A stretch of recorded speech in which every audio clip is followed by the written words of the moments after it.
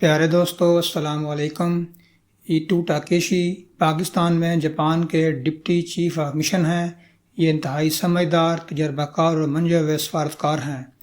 مجھے چند دن قبل انہوں نے اپنے گھر کھانے کی دعوت دی۔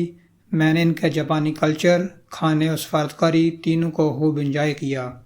میں نے گفتگو کے دوران ایٹو ٹاکیشی کو بتایا محمد علی جناح نے کہ ہمیں پاکستان کے لیے 14 اگست کا انتخاب جاپان کی وجہ سے کیا تھا۔ وہ یہ سن کر بہت حیران ہوئے۔ میں نے انہیں بتایا ہندوستان کا آخری وائسرائے لارڈ ماؤنٹ بیٹن تعیناتی سے پہلے اتحادی فوج کی ساؤتھ ایسٹ ایشیا کمانڈ کا سربراہ تھا۔ جاپان نے اس کی سربراہی میں 15 اگست 1945 کو سرنڈر کیا تھا۔ یہ اس کے بعد ہندوستان کا وائسرائے بن گیا۔ بھارت اور پاکستان کی تقسیم کا وقت آیا تو لارڈ ماؤنٹ بیٹن نے 15 اگست کا دن تجویز کیا۔ برطانیہ اس دن جاپان کی فتح کی دوسری سالگرہ منا رہا تھا۔ وائسرائے کا خیال تھا یوں اس کے پروفائل میں 15 اگست لکھے جائیں گے، 15 اگست 1945 اور 15 اگست 1947۔ یہ تجویز جب محمد علی جناح اور جواہر لال نہرو کے سامنے رکھی گئی تو محمد علی جناح نے یہ کہہ کر مسترد کر دی، ہم اپنے قیام کا دن جاپان جیسی بہادر قوم کی شکست کے دن پر نہیں رکھنا چاہتے، جبکہ جواہر لال نہرو نے یہ آفر خوشی سے قبول کر لی۔ چنانچہ بھارت اور پاکستان دونوں ملک ایک ہی دن آزاد ہوئے، لیکن ہم پاکستانی یوم آزادی 14 اگست کو مناتے ہیں، جبکہ بھارت میں یہ دن 15 اگست کو عین اس دن منایا جاتا ہے جب جاپان نے سرنڈر کیا تھا۔ ایٹو سمجھدار سفارتکار ہے، اس نے مجھے یہ تاثر نہیں دیا کہ یہ اس حقیقت سے واقف تھا، مگر مجھے محسوس ہوا ہم لوگوں نے اسے یہ تاریخی حقیقت نہیں بتائی تھی۔ میں نے اسے یہ بھی بتایا دوسری جنگ عظیم میں سب سے زیادہ مواد ہندوستانی فوجیوں کی ہوئی تھیں، لہذا برطانیہ ہر سال جاپان سے جتنا تاوان جنگ وصول کرتا تھا اس کا بڑا حصہ ہندوستان کو ملتا تھا۔ اس رقم میں پاکستان کا چھٹا حصہ تھا، مگر محمد علی جناح نے جاپان کو اس وقت یہ رقم معاف کر دی تھی جب ہمارے خزانے میں سرکاری ملازمین کی تنخواہوں کا پیسہ بھی نہیں تھا، لہذا جاپان کے ساتھ ہمارے سفارتی تعلقات قیام سے پہلے استوار ہو گئے تھے۔ ایٹو نے اس پر مسرت کا اظہار کیا۔ مجھے محسوس ہوا ہم شاید جاپانیوں کو بھی اپنی سفارتی تاریخ سے مطلع نہیں کر سکے، لہذا جاپان کے ساتھ بھی ہمارے وہ سفارتی تعلقات نہیں ہیں جو ہونے چاہیے تھے۔ اگر ہم ان تعلقات کو باقاعدہ وقت دیتے، ہمارے وزرائے خارجہ اور وزرائے اعظم جاپان کے مسلسل دورے کرتے رہتے، ہم اگر جاپان اور جاپان ہم سے سفارتی مت لیتا رہتا تو شاید آج دونوں ملکوں کے درمیان ویزا فری آمد و رفت ہوتی اور ہمارے لاکھوں ورکر جاپان اور جاپان کے ہزاروں ماہرین پاکستان میں کام کر رہے ہوتے، مگر افسوس ہم ان تعلقات کو بھی عملی شکل نہ دے سکے، اور آج جاپان بھی ہم سے اتنے ہی فاصلے پر ہے جتنے فاصلے پر یورپ، امریکہ اور کینیڈا ہیں۔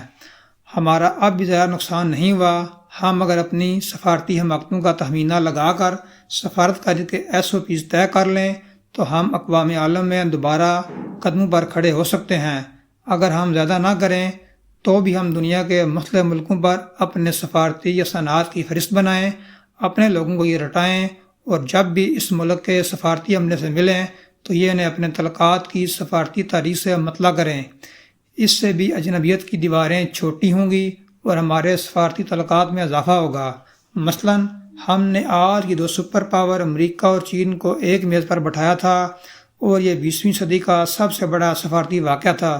جنرل یحییٰ خان نے 1971 میں چین اور امریکہ کے درمیان پل کا کردار ادا کیا تھا۔ امریکہ میں اس وقت رچرڈ نکسن کی حکومت تھی اور ہنری کسنجر ان کے قومی سلامتی کے مشیر تھے۔ جنرل یحییٰ خان صدر رچرڈ نکسن کو اپنے ہاتھ سے خط لکھتے تھے، اس خط کو خود سیل لگاتے تھے، اور یہ خط بعد ازاں پاکستان کے امریکہ میں سفیر ہلالی صدر کو وائٹ ہاؤس پہنچاتے تھے۔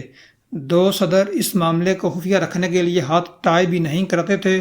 اس لیٹر ڈپلومیسی کے نتیجے میں 9 جولائی 1971 کو ہنری کسنجر پاکستان آئے۔ ان کا پیچھا کرتے ہوئے برطانیہ، امریکہ اور روس کا میڈیا بھی اسلام آباد پہنچ گیا۔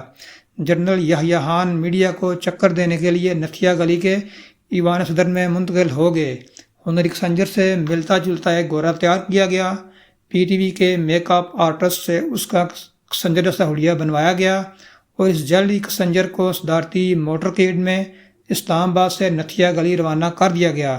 انٹرنیشنل میڈیا اس کے پیچھے دوڑ پڑا، جبکہ دوسری طرف سے ہنری کسنجر کو چکلالہ ایئرپورٹ سے بیجنگ روانہ کر دیا گیا۔ ہنری کسنجر نے چین میں وزیر اعظم چو وین لائی اور چیئرمین مو زیتونگ سے خفیہ ملاقات کی۔ ملاقات امریکہ اور چین کا پہلا باقاعدہ سفارتی رابطہ تھی۔ ہنری کسنجر چین سے واپس راولپنڈی آیا۔ جلد کسنجر کو بھی اس دوران سرکاری پروٹوکول کے ساتھ نتھیا گلی سے اسلام آباد لایا گیا اور اس کا اصلی کے ساتھ تبادلہ کر دیا گیا، اور یوں ہنری کسنجر یحییٰ خان کے ساتھ تصویریں اتروا کر امریکہ واپس چلا گیا۔ اور اس ملاقات کے نتیجے میں 21 فروری 1972 کو رچرڈ نکسن نے چین کا پہلا صدارتی دورہ کیا، اور آج امریکہ اور چین دونوں سپر پاور ایک دوسرے کے ساتھ تجارتی میز پر بیٹھی ہیں۔ ہنری کسنجر کی عمر اس وقت 100 سال ہے، اور یہ 52 سال بعد 18 جولائی کو ایک بار پھر چین کے دورے پر گیا۔ میں نے چند دن قبل اس کی چینی صدر شی جن پنگ کے ساتھ تصویریں دیکھیں اور مجھے یہ ساری سفارتی تاریخ یاد آ گئی۔ ہم ہنری کسنجر کو پاکستان کیوں نہیں بلاتے اور اس کی ان لوگوں سے ملاقات کیوں نہیں کراتے جنہوں نے 1971 میں ان کے دورے کا بندوبست کیا تھا، یا وہ ان کے ساتھ چین گئے تھے۔ اگر وہ تمام لوگ فوت ہو چکے ہیں تو بھی ان کے بچے زندہ ہوں گے۔ آپ ہنری کسنجر کو ان سے ملاقات کروائیں، امریکہ اور چین کے سفیروں کو بھی بلائیں، اور ہنری کسنجر کے اعزاز میں اسلام آباد میں تقریب کا اہتمام بھی کریں، تاکہ پاکستان کی نئی نسل اور دنیا کو علم ہو سکے ہم کیسے کیسے تاریخی واقعات کے بانی ہیں۔ ہماری افغانستان کے ساتھ 70 سالہ رفاقت ہے۔ افغانوں کی 2 نسلیں روسی یلغار کے بعد پاکستان میں پروان چڑھیں۔ آج بھی دنیا بھر میں ایسے لاکھوں افغانی خاندان اور بزنس مین موجود ہیں جو 1980 اور 90 کی دہائی میں پاکستان کے ذریعے دنیا کے مختلف ملکوں میں پہنچے تھے۔ پاکستان نے انہیں پاسپورٹ تک دیے تھے، مگر ہم نے رابطہ استوار کرنے کی بجائے انہیں اپنا دشمن مان لیا، اور یہ پاکستانیوں کو بھی اپنا منہ دوسری طرف پھیر لیتے ہیں۔ مجھے چند برس قبل آسٹریلیا میں ایک افغانی ریستوران میں جانے کا اتفاق ہوا۔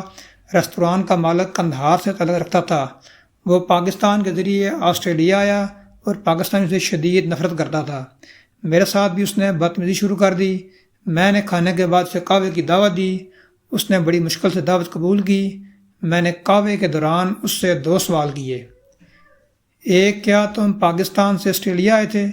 اس کا جواب ہاں میں تھا۔ میں نے اس کے بعد پوچھا، اور اگر پاکستان اس وقت افغانوں کے لیے اپنی سرحدیں نہ کھولتا تو پھر تم اور تمہارا خاندان کہاں ہوتا؟ اس کے پاس اس کا کوئی جواب نہیں تھا۔ میں نے اس سے کہا، ہو سکتا ہے ہم پاکستانیوں کا تمہارے ساتھ رویہ اچھا نہ ہو، لیکن ہم اس کے باوجود ان افغانیوں سے بہتر تھے جن کی وجہ سے تم اپنا وطن چھوڑ کر پاکستان اور پھر آسٹریلیا شفٹ ہونے پر مجبور ہوئے۔ ہم نے کم از کم تم لوگوں کو قتل تو نہیں کیا، ہم نے تمہیں پناہ دی، تھوڑی ہی صحیح لیکن خوراک بھی دی، اور پھر آسٹریلیا جیسے ملکوں میں سیٹل ہونے کا موقع بھی فراہم کیا۔ اور یہ تم پر پاکستان کا چھوٹا احسان نہیں۔ آپ یقین کریں، میں جب اس کے ریستوران سے نکلا تو اس نے مجھے گلے لگا کر رخصت کیا۔ پاکستان کے شمالی افریقہ کے تمام اسلامی ملکوں پر بھی بے شمار احسانات ہیں، مراکش ہو، تیونس ہو یا پھر الجیریا ہو۔ ہم نے ان کی آزادی میں بہت اہم کردار ادا کیا۔ ہم نے ان کی قیادت کو اپنے پاسپورٹس بھی دیے اور اقوام متحدہ میں اپنی سیٹ سے ان کے خطاب بھی کروائے۔ پولینڈ سے لے کر جرمنی، عراق سے UAE اور فلسطین سے لے کر اردن تک پاکستان کے احسانات کی طویل تاریخ ہے، لیکن ہم اس کے باوجود آج سفارتی تنہائی کا شکار ہیں۔ کیوں؟ کیا ہماری سفارتی حماقتیں اس کی وجہ نہیں ہے؟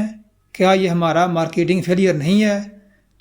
ہم اگر کسی دن صرف امریکہ کے لیے اپنی قربانیاں گننا شروع کر دیں تو یقین کریں درجنوں کتابیں لکھی جا سکیں گی، لیکن آج امریکہ بھی ہم سے منہ موڑ کر بیٹھا ہے۔ کیوں؟ آج چین بھی ہم سے خوش نہیں ہے، اور افغانستان، ایران اور وہ برادر عرب ملک بھی جن کے ہاتھ پکڑ کر ہم نے انہیں دنیا سے متعارف کرایا تھا۔ کیوں؟ کیا یہ ہماری سفارتی ناکامی نہیں ہے؟ چنانچہ میری درخواست ہے، آپ اگر ایک نیا معاشی ایجنڈا طے کر رہے ہیں تو آپ پلیز ایک سفارتی NOC بھی طے کر دیں، تاکہ ہم یکسو ہو کر دنیا کو اپنے قریب لا سکیں۔ یہ سفارتی حماقتیں ہمیں تنہائی کے قبرستان میں دفن کر دیں گی۔ پیارے دوستو، اگر آپ کو یہ ویڈیو اچھی لگی تو اس کو لائک اور شیئر کریں، چینل کو سبسکرائب کریں اور بیل آئیکن کو بھی دبا دیں تاکہ آپ کو آنے والی نئی ویڈیوز ملتی رہیں۔ انشاءاللہ ایک نئی ویڈیو کے ساتھ جلد ہی ملتے ہیں۔ اللہ